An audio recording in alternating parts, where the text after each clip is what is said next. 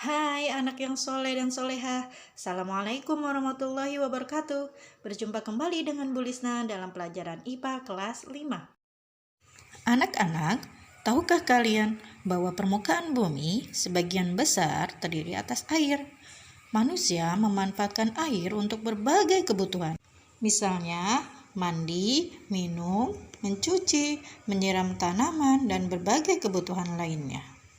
Namun, meskipun digunakan secara terus-menerus, air yang ada di bumi tidak akan pernah habis. Kenapa ya?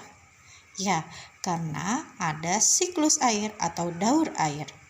Lalu, apa ya itu siklus air?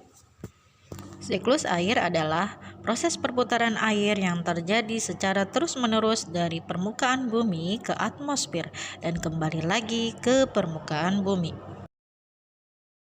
Yuk kita simak proses daur air. Air yang ada di permukaan bumi seperti air laut, sungai, dan danau akan menguap terkena cahaya matahari. Proses penguapan tersebut disebut evaporasi. Nah, tumbuhan juga mengeluarkan uap air ke udara akibat panas matahari. Proses penguapan yang berasal dari tumbuhan disebut transpirasi. Kemudian, uap air akan naik ke atmosfer. Uap air tersebut akan mengalami pendinginan, membentuk titik-titik air. Proses perubahan wujud uap air menjadi titik-titik air disebut kondensasi.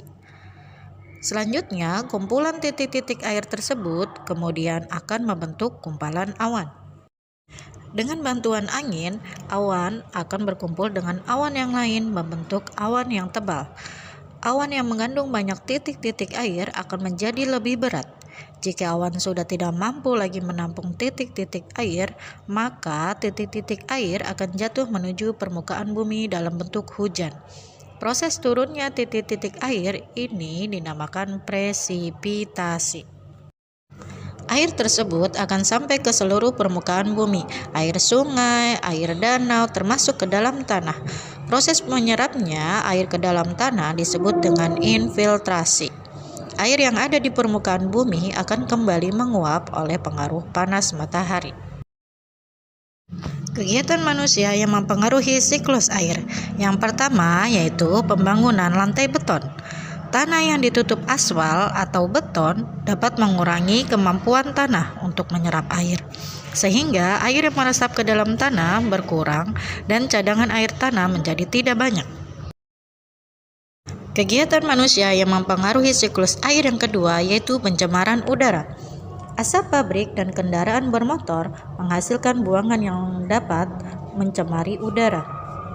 Gas pencemar seperti hidrogen, nitrat, dan sulfat akan bereaksi dengan uap air lalu turun sebagai hujan asam. Hujan asam sangat berbahaya karena dapat mencemari air permukaan bumi, mematikan tumbuhan, dan melapukan bebatuan.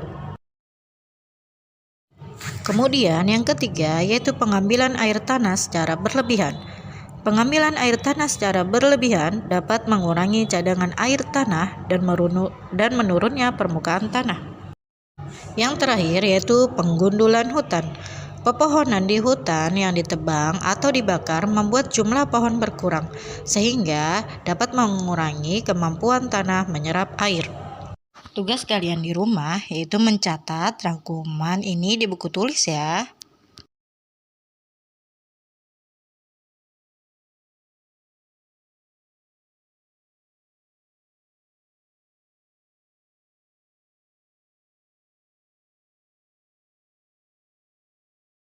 Sampai di sini dulu video pembelajaran dari Bu Guru. Tetap semangat walau belajar dari rumah. Jika ingin ada yang bertanya atau kurang mengerti, silakan hubungi Bu Guru ya. Sampai bertemu di video selanjutnya. Wassalamualaikum warahmatullahi wabarakatuh.